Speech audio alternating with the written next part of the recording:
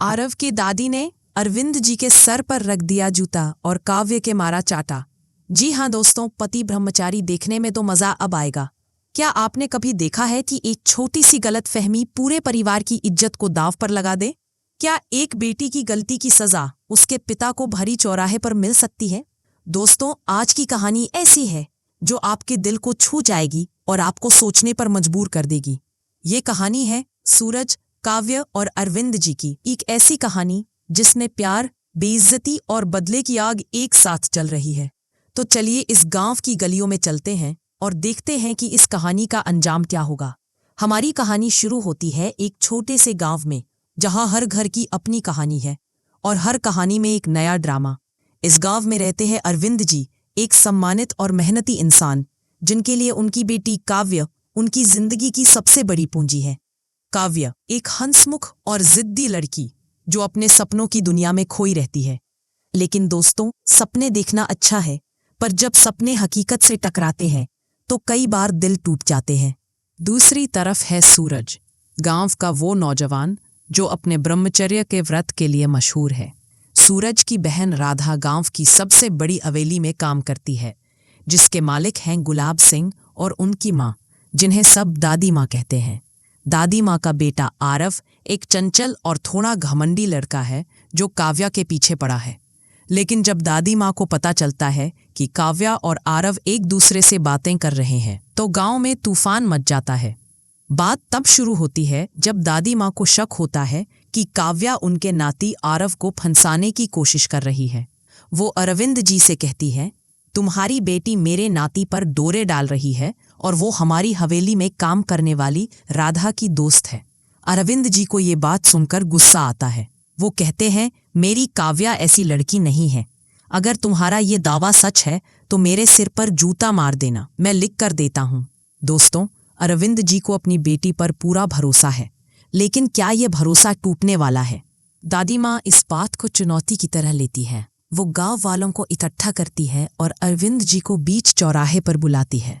वो कहती है, अरविंद, तुम्हारी बेटी न सिर्फ मेरे नाती के साथ मिल रही है बल्कि हमारी हवेली में भी काम करती है। तुम्हें सबूत चाहिए? ये लो। Dramatic music. दादी माँ एक वीडियो दिखाती है जिसमें काव्या और आरव हवेली के पीछे बातें करते नजर आ रहे हैं। गांव वाले हैरान और अरविंद जी की आंखें फटी की फटी रह जाती हैं। चौराहे पर सन्नाटा छा जाता है। दादी माँ गुस्से में अरविंद जी के सामने खड़ी होती हैं और कहती हैं, अब बोल अरविंद, ये है तुम्हारी बेटी की सच्चाई। वो न सिर्फ अरविंद जी को ताने मारती हैं बल्कि उनके सिर पर जूता उठाकर दिखाती हैं। गांव वाले ये सब देखकर कानाफूसी करने लगते हैं। अरविंद जी का दिल टूट जाता है। वो रोते हुए दादी माँ के पैरों में गिर पड़ते हैं और कहते हैं, मुझे माफ कर दो, मैं नहीं जानता था कि काव्या ऐसा कर सकती है। तभी काव्या वहां पहुंचती है। वो अपने पिता की हालत देखकर गुस्से और शर्मिंदगी से भर जाती है। लेकिन दादी माँ का गुस्सा अभी ठंडा नहीं हुआ है। वो काव्या को एक चांटा मारती है और कहती है, तूने सोचा था कि तू मेरे नाती को फंसाकर हमारी हवेली की मालकिन बन जाएगी? गरीबों को सिर्फ सपने देखने चाहिए, हकीकत में नहीं जीने चाहिए। काव्या की आंखों में आंसू आ जाते हैं और वो वहां से भाग जाती है। इस सारी घटना को देखकर सूरज का खून खौल उठता है। वो अरविंद जी को संभालने की कोशिश करता है, लेकिन तभी उसके पिता, जो इस बेइज्जती से आहत है, सूरज को एक चांटा मारते हैं। वो कहते हैं, ये सब तुम्हारी और तुम्हारी बहन की वजह से हुआ है। अगर तुम लोग ऐसी हरकतें ना करते तो आज मेरी इतनी बेइज्जती ना होती। सूरज चुप रहता है, लेकिन उसके मन में बदले की आग जल रही है। दूसरी तरफ गांव में एक और ड्रामा चल रहा है।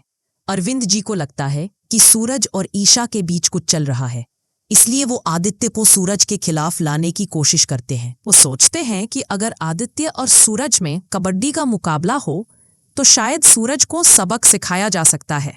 लेकिन दोस्तों, सूरज कोई साधारण लड़का नहीं है। वो इस खेल में न सिर्फ आदित्य को हराने की ठान लेता है बल्कि गुलाब सिंह और दादी माँ से भी अपनी बेइज्जती का बदला लेने का फैसला करता है। कबड्डी का मैदान तैयार है। सूरज अपनी पूरी ताकत और गुस्से के साथ उतरता है। आदित्य भी पीछे नहीं हटता। लेकिन इस बार सूरज के मन में सिर्फ जीत का जुनून नहीं बल्कि अपने परिवार की इज्जत को वापस पाने का जोश है। खेल में सूरज एक के बाद एक पॉइंट्स लेता जाता है। आखिरी पल में वो आदित्य को आउट करके अपनी टीम को जितवाता है। गांव वाले तालियां बजाते हैं और सूरज की नजर दादी माँ पर पड़ती है।